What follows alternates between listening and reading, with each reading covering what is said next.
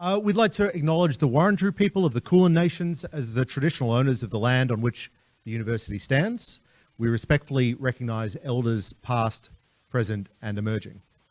My name is Chris Berg. I'm the director of the RMIT Blockchain Innovation Hub, and I'm the upcoming director of RMIT's Digital 3, which is a collaboration between many of the College of Business's research centres into digital.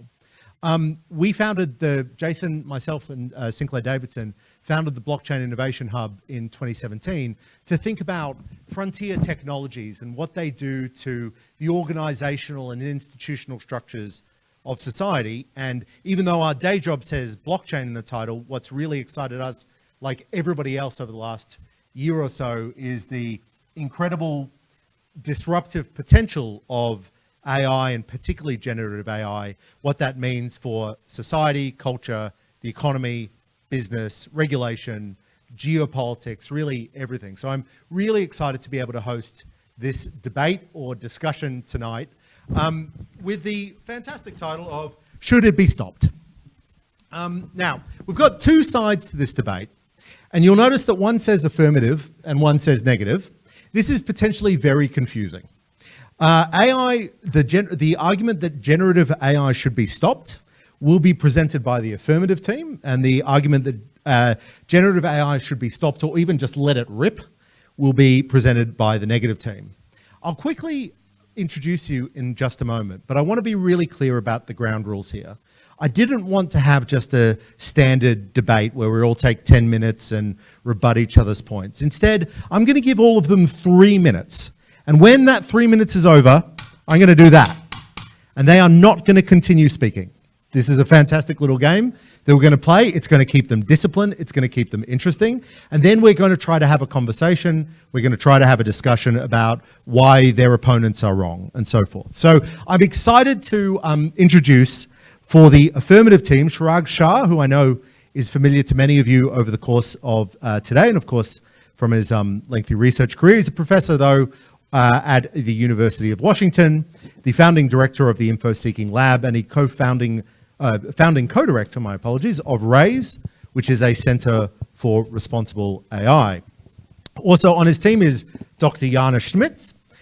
She is a policy advisor in tech policy and internet governance at AUDA, which is the .au domain administration firm. Is it a firm, company? Not-for-profit. It's a not-for-profit. And my colleague, distinguished Professor Jason Potts, who's a professor at RMIT University at the Blockchain Innovation Hub and the ARC Center of Excellence for Automated Decision-Making in Society, who is, of course, our host today and this evening. Joining us on the Let It Rip team, I'm excited to introduce and to meet Rachel. Very exciting. Rachel, great to meet you. Rachel is the head of policy at the Australian Information Industry Association, with her colleagues, Dr. Aaron Lane, who is a senior research fellow at the Blockchain Innovation Hub and critically a lawyer, I'm told to say. And Professor Sinclair Davidson, of course, who is a professor of institutional economics at the Blockchain Innovation Hub. So again, the rules are 3 minutes. We're going to take turns. I believe that the order will be Chirag, Aaron, Jana, Rachel, Jason, Sinclair. This is. We're just going to swap. You're just going to swap. Okay. Well, you're in the order. Okay. Well, you make your decisions and leave me out of it, is what I'm saying. I'm going to give you 3 minutes. Chirag, your time starts now. Is this on? Okay, here we go. So generative AI must be stopped/regulated, and there are 3 main reasons I'll give. One is concentration of power is bad. 2, self-regulation really doesn't work. And 3, without putting checks, problems of that we already have with information, misinformation, disinformation, and so on, will only get amplified. Currently, generative AI, when we talk about large language models and other things, are developed and controlled by a very few entities on this planet. Most of them happen to be for-profit. And so think about the power of information that we all agree on in this room, how it shapes the society and individuals. Do we really want it to be driven by a very few organizations that are actually for profit. Can they control themselves? History tells us that self-regulation doesn't work. They are driven by profit, they're driven by responsibility to their stakeholders, shareholders, and that often goes against what's best for the individuals and societies. This is not some alien problem. This is not something, no, we are creating it, so we have to be able to control it. We have to have a say in where it goes and what it does. Things like misinformation are just getting amplified because of this, because of these things being not put in check. So we have a choice before it gets too late, before it becomes another nuclear energy crisis, before it becomes another climate change crisis, that we are understanding or starting to understand this, and we have a part to play here. So we believe that generative AI must be regulated. That's fantastic. That was 2 minutes. Okay. You're a professional. You're a professional. No. You finished now. Yeah. No. Yeah, exactly. We'll go for a bidding war. All right. Rachel, your time starts now. Good evening, ladies and gentlemen. I'm proud to be kicking off the debate for the negative team, arguing against the proposition that ChatGPT should be stopped. The evolution of language itself shows how the phenomenon of digital search has become embedded in our daily lives. The first instance of the word Google being used as a verb was an episode of Buffy the Vampire Slayer where Willow asked Buffy, "Have you Googled her yet?" With generative AI, the democratizing power of search and the sum of human knowledge is at our fingertips. ChatGPT takes the mining aspects of search engines and combines them with the sophisticated powers of generation. Generative AI realizes the future of search. It's even on its way to improving the utility of Bing. To contend that it must be stopped is to contend that human progress must be stymied. And we've seen this Luddite naysaying before. With the advent of the automobile, the horse and cart industry claimed this disruptive influence would ruin livelihoods. Look at us today. As the heirs to this suppressive thinking, those opposite would no doubt have you believe that ChatGPT is an unchecked, unexplainable beast that must be regulated out of existence before it takes our jobs, with apologies to South Park. But ChatGPT is a gift for our times. No doubt you in the audience have used it. I've personally used it for scheduling dilemmas, creating slides, and even draft limericks.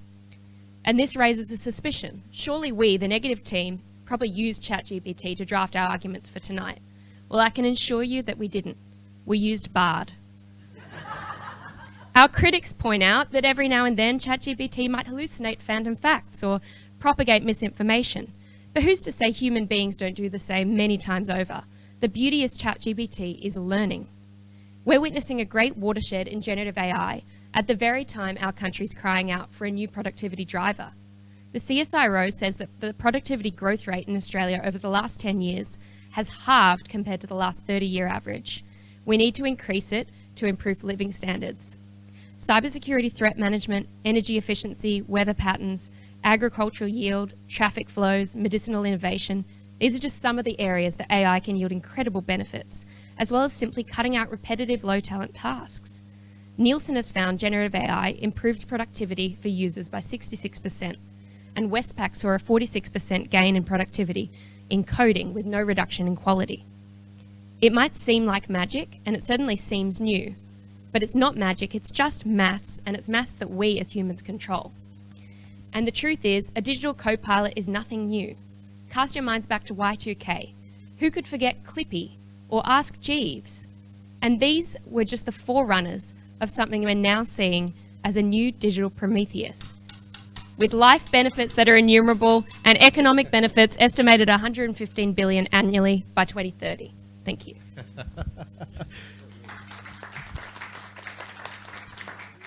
Stealing a few seconds, so be taking a few points. Also bringing the fire, Luddites. She's laid it down. Thank you. Jana, your time begins now. Thank you so much. I apologize, first of all, I'm German, I shouldn't be late, I was late today. So as the team that supports stopping AI or generative AI or regulating it more likely, I want to leave you with a couple of thought-provoking statements today. Chirag has already picked up on the misinformation and disinformation. And as we all know, and most likely have also come across on the digital platforms and the social media services, the spread, the scale, and the scope and the speed with which misinformation and disinformation is being shared has increased significantly thanks to AI and particularly generative AI. So where does this leave us as a society and as an economy and also as a democratic nation? Take that into consideration and fast forward to the year 2024, where there will be a very important political election in the US. Trump is most likely running again for presidency, and we all know what that means in terms of mis and disinformation and how that puts our political system under threat and therefore erodes our society and potentially even causes disharmony in our digital economy. Now, Europol, which is the European Union's law enforcement agency, came out recently with a report that forecasts that by the year 2026, 90% of the information that we find on the internet today will either be generated or have been manipulated by generative AI. So how do we validate the integrity and the authenticity and genuity of the data and the information that we look up every single day? I find that incredibly scary, to be honest. And back to the stability of our democracy and political elections, technically everyone can access generative AI to become a political editor. Everyone here can use generative AI to produce deepfakes and videos to make Obama say things that he has actually never said, and therefore really influence our public debate about politics and the economy and society more broadly. But that's not everything. Talking about misinformation and deepfakes and disinformation, I also want to zoom in on scams. And I'm sure there's at least one person in the room here who has lost money in financial scams or has seen some deepfakes that try to scam you into romantic scams or whatever it is. And that's incredibly scary because generative AI is so good in producing these scams that it's almost impossible for humans to distinguish between what is real and what is not. And lastly, I want to add that most generative AI models are open source, which means that, or open code also, which means that the code is easily accessible by malicious actors. So it can easily be weaponized. And that is why we argue, I have more seconds. No, I'm not going to stop. And lastly, no, I'm going to be German here. And lastly, I want to say that we need to turn this so-called black box into a glass box. There needs to be more transparency and accountability, and we can reach that through more and better regulation and safeguards. Thank you.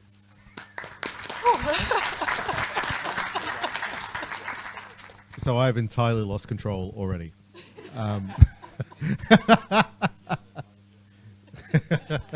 All right. Okay. Aaron Lane, your time begins. Oh, thank you, Chris. There's actually nothing unregulated about AI. I mean, if you've posted a deep fake, well, your community might shun you, or worse, we've got laws on fraud and defamation. If you're making discriminatory material, well, your first step is to try and get around those annoying safety filters. And then, good luck retaining your customers. And then, good luck getting around the anti-discrimination laws that have been on the statute book since internet search existed. If you've ripped off Kanye West's intellectual property, well, your listeners are going to know that it's not genuine. They're going to value that accordingly. Plus, he's going to sue you quicker than you can finish your college dropout burger.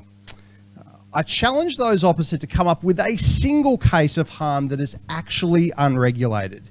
And if you can't come up with one, then you're going to have to invent them.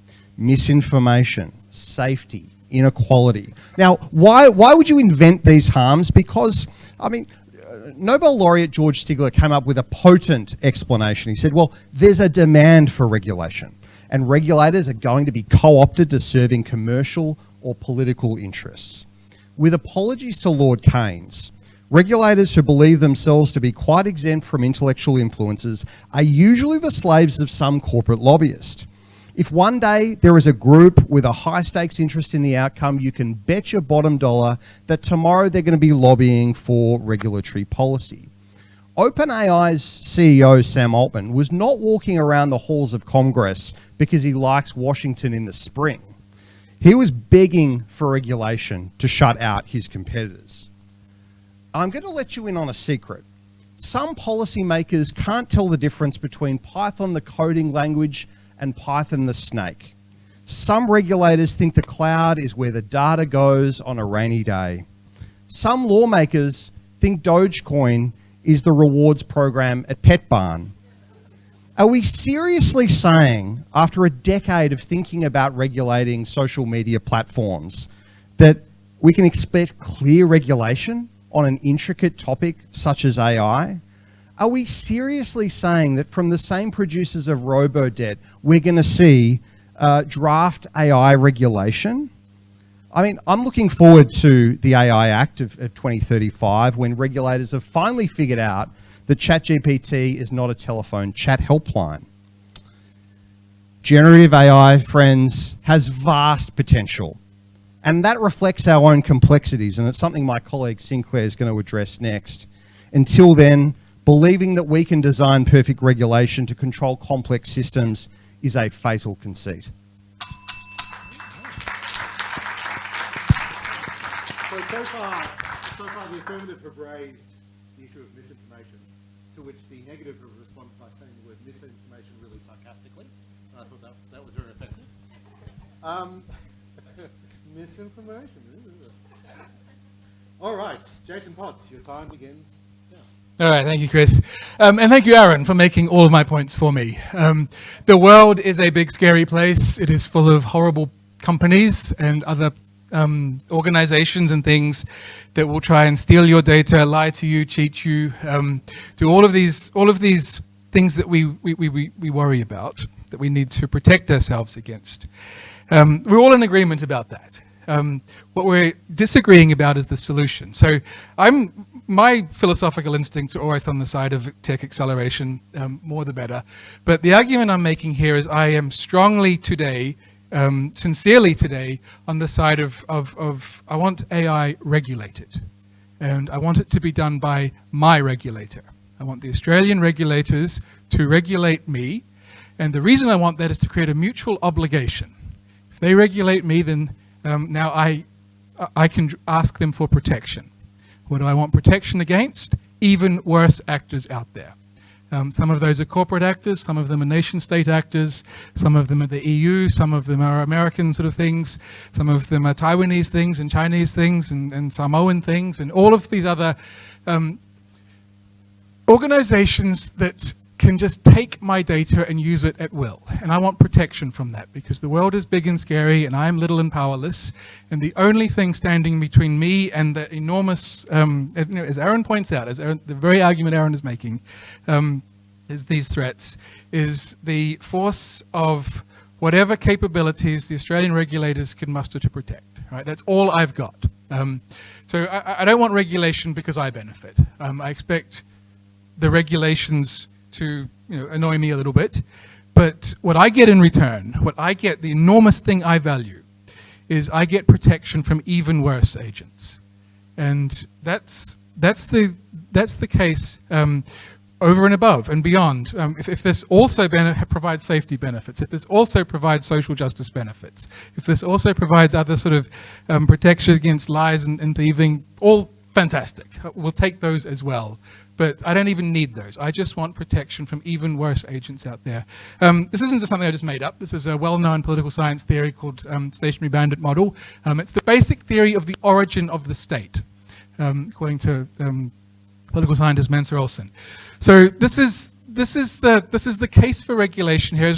Even if you don't agree with my colleagues' arguments about the correct arguments about why we need this, why it is good, why it brings safety and justice and all these lovely things. And even if you absolutely agree with the arguments made by the opposing team, that the world is a bad place and we need protection from it, the answer is the same.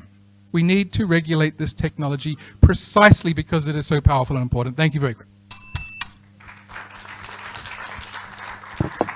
Fantastic. All right. bring it home for the negative. Sinclair David, so you need your time begins. Is this one working? Yeah. Yes, your time begins now. Well, good evening. Thank you very much. I'm always very happy when Jason is wrong because it's an opportunity for him to learn something. The biggest threat to people taking my data and doing exactly what they want with it is the Australian government. So they are the very last people I would have regulating. But I wasn't allowed to speak at this function, and then at the last minute I was called in because I'm going to tell you the terrible, unvarnished truth. And the unvarnished truth, ladies and gentlemen, is that within a year to 18 months, your species, Homo sapiens, will be extinct. Yes, the machines are coming for you. So you there in the front, I want your clothes, your boots, and your motorcycle. But unfortunately, we are not going to get AI in the Terminator sense. We are not going to get it in the Matrix sense. We're not even getting Lieutenant Commander data or C-3PO or any of those other wonderful AIs that we're familiar with. We're actually going to get something far more boring. And the far more boring thing is that our species is evolving. And we are evolving with AI. And our species has been evolving for the last 300,000 years since we first left our foraging grounds in what is probably modern-day Botswana and moved all around the world. We are now the apex predator on the planet. And we are the apex predator on the planet because we are a tool-making species. Not a tool-using species. Lots of other species use tools. Lots of other species have rudimentary communication. Lots of other species cooperate with each other. We are a tool-making species, and for 300,000 years, we have been making tools that have led to labor-saving devices, that have led to brain-saving, brain power-saving devices. We've been doing this for 300,000 years, so learning to count, you can count to 12 on one hand. Chris will ask me later how to do that.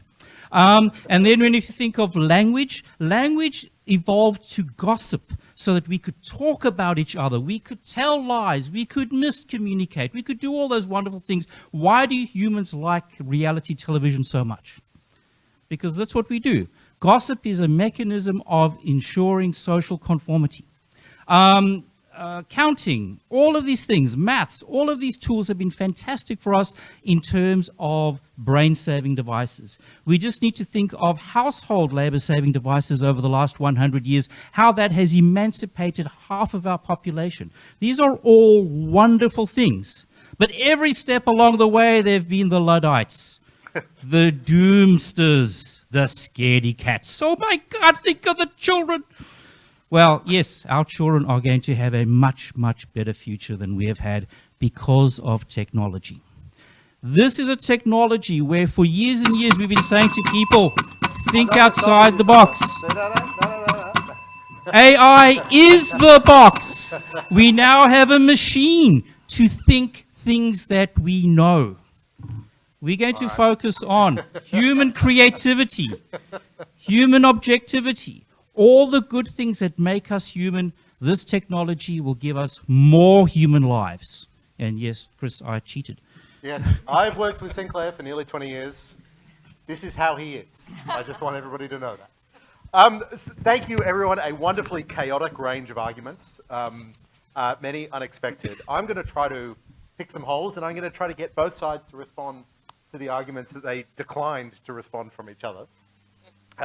The first one I'm going to throw to the negative side, okay? So, Aaron, you listed a whole bunch of things that are crimes or unlawful or potentially litigatable, but you didn't address this very compelling argument that I think Jana made, and Chirag, you also made as well, the misinformation problem. And that's got to be very real. And we know that the challenges that misinformation presents for political systems, that you can't litigate about, that you can't use fraud laws against. What do we do about misinformation on your accelerationist perspective? Sure. Well, I mean, I think you would have to be completely asleep, completely dead, to not have realized that that is part of political discourse now. When you see something online, it should be priced in. We don't need a regulator to tell us, what is sort of misinformation. That's the current solution, by the way, is you get, Meta appoint themselves as the censor, or you get federal government agencies, deciding what the truth is or not. That is an incredibly political decision as to what is misinformation or not. We have a situation, thankfully really not here, but the US elections were mentioned earlier. Now, there are misinformation on both sides, and yet only one side of politics is really accused of running disinformation, misinformation campaigns. So I think what I would say is there's a lot of political judgments to be made there. That's something for voters to figure out. And to the extent that there are international actors, to the extent that there are other sort of misleading things, we already have laws about that in Australia. So there's a raft of laws on the electoral acts at both the state and federal level dealing with misleading advertising, dealing with authorizing content. So let's not pick up other countries' problems and say, hey, they're a problem here too. So I'll throw that back. Chirag, you might want to take this one as well. First of all, is that a fair response or convincing response? But also, I mean, Aaron did give a pretty good list of things that are already on board. Is that a reasonable objection to your claim? No, it's a terrible response. Finally, some power. Let's go. I think when it comes to misinformation, stopping bad actors or catching bad actors or having laws about those, it's actually becoming least of the concerns, because that's an easy thing to do. I mean, in the US, we have the Section 230, and the tech companies love to talk about that, reform that, because it takes away the attention from the real problem, which is all the users, the millions and billions of users who get exposed to this, who propagate this, right? So misinformation is not simply some political entity spreading messages. It's all that happens in the social media and all that happens through our regular chat and our tweeting, our emailing, all of the things that we do. These things are getting widespread. So the generative AI makes it very easy, very possible to create very realistic, very truthful sounding pieces of information by anyone. You don't have to be Donald Trump to be doing that, because yes, I agree that there are regulations, there are laws about that, but that's the least of our concerns. So I'm sorry to say that, but no, it doesn't address the real misinformation problem, which is widespread through the user participation, but anyone can be now generating this information. You don't need a powerful political party. You don't need a foreign nation to be doing this for you. I'm going to be very short, Chris, and then I'm going to pass over. But so the American band NoFX, in about 2006, I think their album The War on Errorism, they had a great there was a really great song there called The Idiots Are Taking Over, and there's a line in that song that says an Arkansas inbred has the same vote as a political scientist, right? And that is really the problem that you're describing, is that you prefer the educated elite taking control of the regulatory state because you don't trust the everyday voter to make decisions about their own lives. Just a point on deep fakes. Is this working? Oh, yeah. Just a point on deep fakes, generative AI. I'll remind the Affirmative team of their proposition. It's not that generative AI should be regulated, it's that it should be stopped entirely. All we're saying is that if you hand the keys to responsible AI to the companies that good, American, Australian companies that are creating these technologies, then we can bake in things like content provenance labeling, where automatically, by the design of these technologies, Adobe, for instance, a good member of the AAA, is looking into ways that if AI is part of the ingredients of the mix, a label will be there to show the content of provenance. If we just stop generative AI in countries like Australia, do we think all the countries around the world are going to stop using it for disinformation? It would just mean we don't have a weapon in the fight. Can I add to that? Yeah, no, look, cool. I want to come back. Thank you. Is this working? Yeah. I want to come back to Aaron's point. So at the moment, yes, I need one too. I need one too, please. I want to come back to Aaron's point in terms of the regulators determining what is the truth and not. That's actually not in the scope of the current misinformation and disinformation bill, because the regulator, which is called ACMA, wants to obtain the power to put it back on the digital platforms to do content moderation in order to combat misinformation and disinformation. So that's one point. In terms of self-regulation, you mentioned earlier, Aaron, that Sam Altman came out and wants to be regulated. That's true, but he wants to be regulated in his way, and he's even threatening. Precisely, but he's threatening. He does not have the social good in mind, or whatever is of social and economic benefit for the broader society. And why would I trust a guy like Sam Altman with his self-regulatory approach, who also recently came out and said that he's nervous about the consequences that generative AI can have for democracies at political elections? Quote, nervous.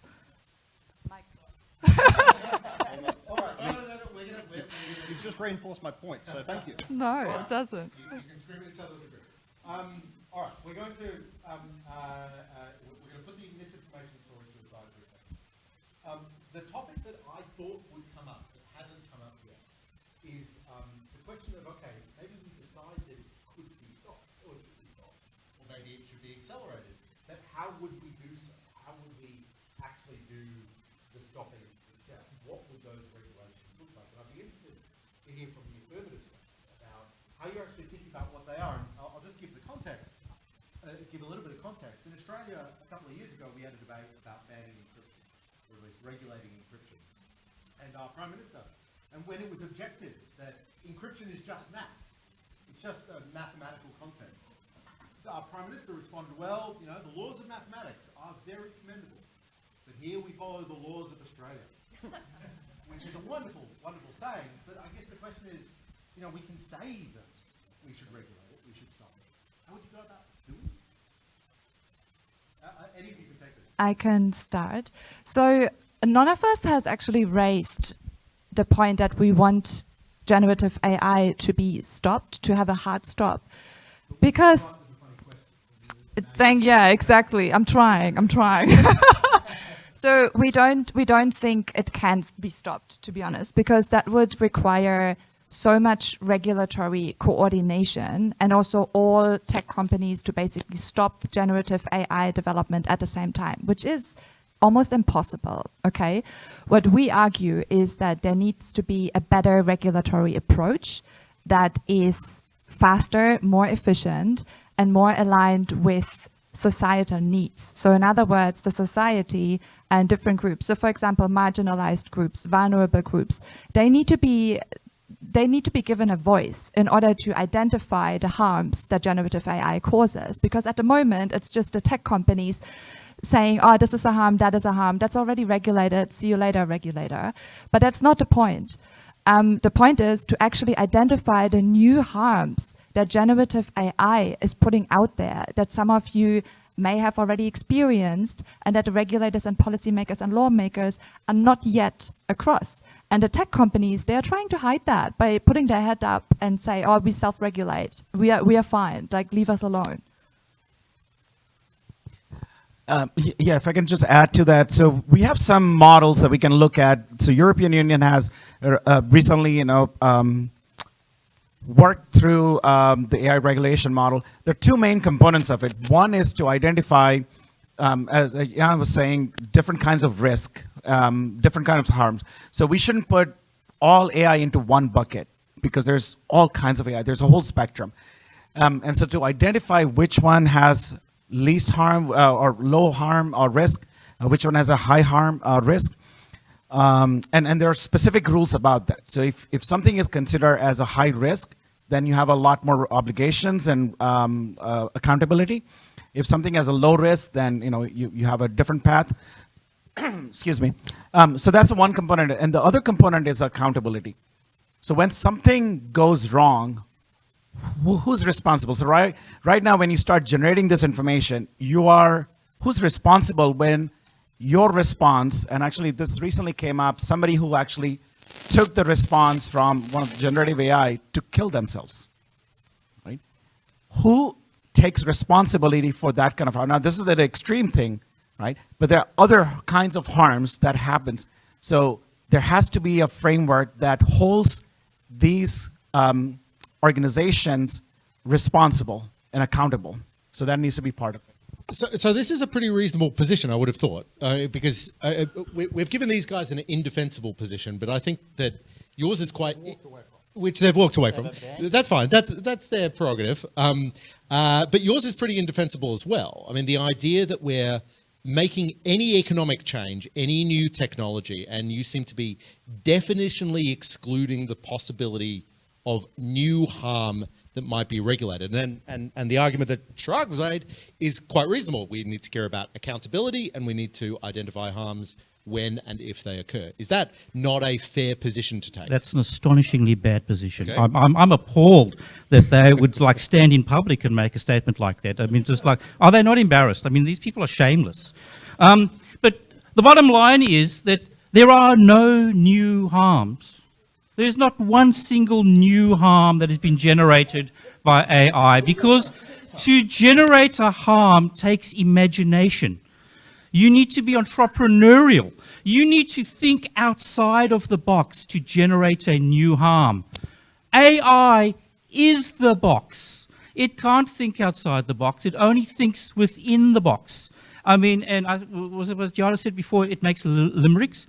It won't even make a dirty limerick. I tried to make a dirty limerick involving Chris Berg, and it actually said no. I mean, what fascism, what censorship. I mean, I felt affronted. But here's the thing.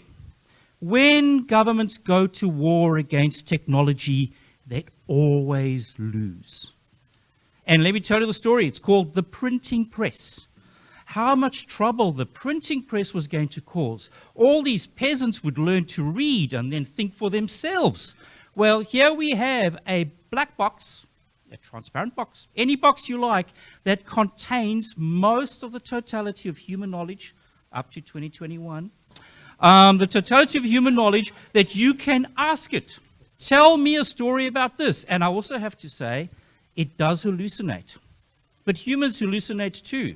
I'm hoping to be hallucinating after drinks. But humans hallucinate too. But it takes a very, very astonishingly talented human being to work very well with AI and bring forth our full potential. And I do it all the time, actually, but that's different. But so, yeah, that's my answer. There's no new harms. These are all existing harms. All right. Can I just briefly add to that and give my opponents a better argument, which is that so the argument is not that there are new harms. That's completely false. There's nothing new under the sun.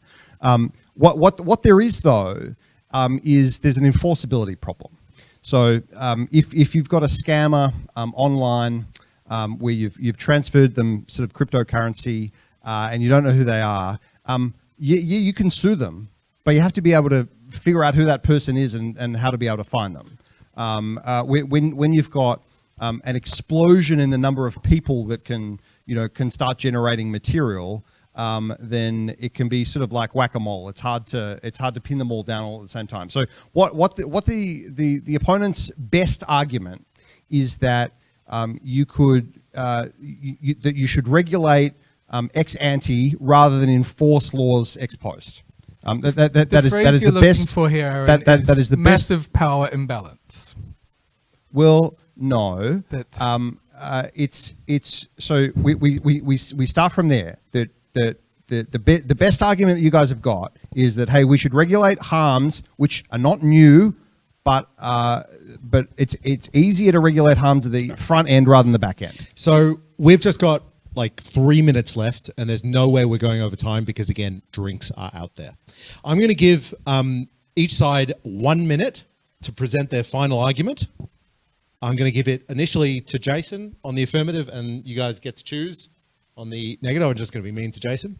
Jason, you have 1 minute to wrap up your side's argument. All right, we are obviously correct about this because this is because Aaron keeps making the point for us, right? What he was describing there was a massive power imbalance in the face of this new technology for the people. What we have argued is there's benefits that come around sort of safety and security and social welfare benefits and just all of these good things. But the fundamental thing that we seek in terms of regulation is to correct that massive power imbalance that this new technology brings. And maybe we don't even care how we regulate this. We just want someone on our corner fighting for us against all of the things that are out there. That's regulation. That's what that is. That's what that does. It empowers an agency to act on your behalf to fight for you against all of the things that are frightening out there. And this is the main argument that the negative has made, is that there is an enormous amount to be worried about there. And that's why we need regulation in this space. Thank you. Who would like to go? Fantastic. Your time begins. Is this working? Yes, now. Great. All right, so the first thing we'll say at the outset is that the Affirmative team have already conceded their argument. They don't believe that generative AI should be stopped, can be stopped, will be stopped, and we are obviously negative to the proposition, so we do claim a victory there. We also know that there's no novel harms brought about by an algorithmic piece of technology. As Sinclair's aptly put, it's a human tool, and it's just the human tool for the 21st century. So it doesn't make sense to apply bespoke regulation to something algorithmic when there's no novel harms and when we're in a domestic setting where we're not even the country creating this technology, we're just adopting it. So we're putting a handbrake on AI domestic capability innovation when we're still trying to get the engine. This is still very embryonic. This still has places to go. So let's keep with the head of steam that's building. Let's use the regulatory toolbox we've got, which is very extensive, higgledy-piggledy as it is, and let's take this thing to its full potential. Fantastic. I'm not going to make a judgment about who won. And I'm not going to let you make a judgment about who won. That's up to you. But I would like to thank Chirag, Jana, and Jason for the affirmative, and of course, Rachel, Aaron, and Sinclair for the negative. Thank you so much for coming. Thank you for indulging us. And we look forward to seeing you up at drinks. So thanks, everyone.